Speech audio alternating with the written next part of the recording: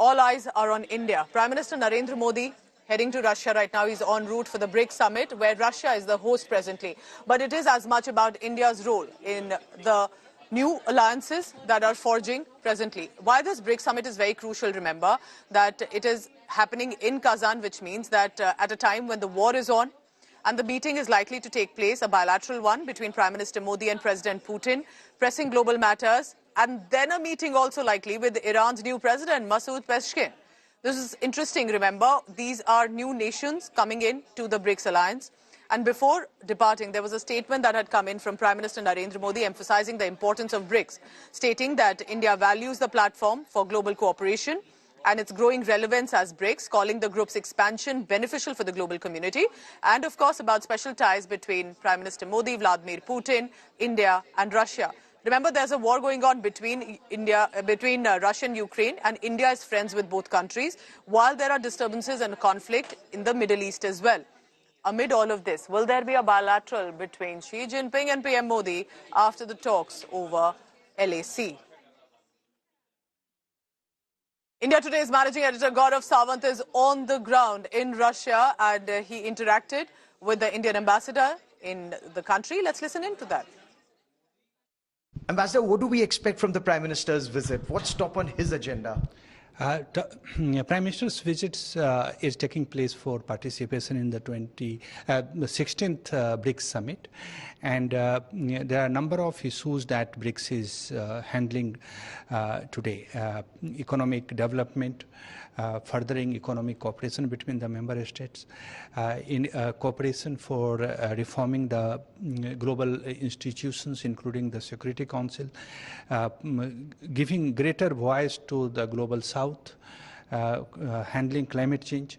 These are some of the most prominent issues that the leaders are expected to discuss during the summit. As far as India and Russia are concerned, the Prime Minister was here in July and then he subsequently traveled to Ukraine. He's met both the presidents. Is there some forward movement or likely forward movement on exploring a roadmap for peace in the region? The issue has been discussed and spoken about. As you know, India has consistently held the view that the concerned parties need to engage and find a resolution to this conflict by dialogue and diplomacy. So I cannot prejudge what the leaders will talk, but I won't be surprised if this issue is also discussed. So let's go across then to Gaurav Sawant, who's joining me live in this telecast. Gaurav, of course, there's going to be a lot of focus and there'll be different layers that will come in about what precisely is expected at this time. You tell me, what is it looking like? Again, you've returned to Russia. Looks like it is the winter season that has arrived there, and importantly, of course, the political temperatures as much.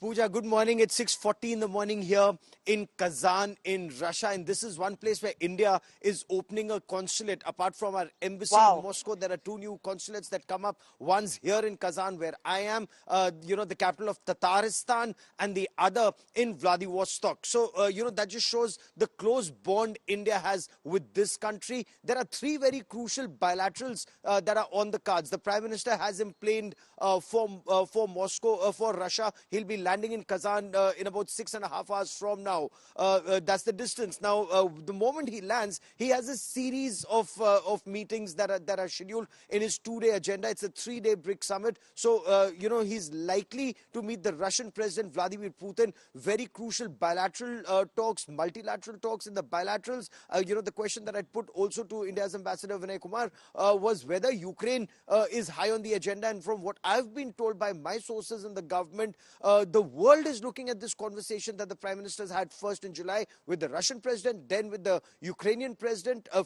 peace formula. Is that possible? And then whatever the Ukrainian President said, again, that's conversation strictly between the two heads of state and government, Prime Minister Narendra Modi and the Ukrainian President Volodymyr Zelensky. The Prime Minister now comes back to Russia and has a conversation with President Putin and then discusses the same peace plan or peace formula with him. So that shows the critical role that India is playing. India is stepping up big big on the world stage. India is the only country in the world that has this kind of respect both in Russia and in Ukraine and can travel to both countries within a span of 3 months, looking forward to a solution. No other country in the world has equal respect in both countries. So that's point one. Point two, a very crucial meeting we are told is also likely with Massoud Pashkin, the president of Iran. Again, that's a big, West Asia is a big, hotspot right now, with Iran having fired 180 plus ballistic missiles in Israel. I was covering that conflict there.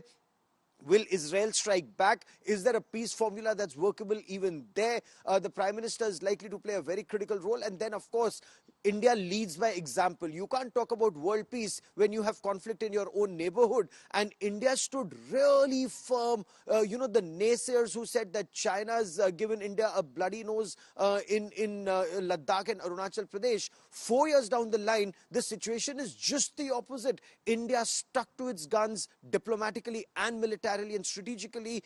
And it's China that's agreed to India's very big ask, because both Depsang and Demchok are legacy issues that predate the April-May 2020 standoff, where both parties were then stopping each other's patrols from going up to the regular patrolling points. But now that too has been achieved, and that shows that India's diplomacy works, India's military might works, India's strategy works, and overall it's the leadership that was able to send across that message to China that to improve relationship overall, there has to be peace and tranquility at the line of actual control and restoration of the April-May 2020 scenario. We are told that's happened on ground. Okay. Both sides have agreed to disengage, but that's just a very critical step one, Pooja. Step 2 and step 3 remain, which is de-escalation and then ultimately de-induction of those 50,000 plus troops who've been amassed on both sides. And like you've been correctly pointing out, Gaurav, that with China, it's more about what they do that must be trusted and believed than what they say. But what fantastic perspective that Gaurav is bringing to us. Remember, this is not just about a BRICS summit, trade and cooperation,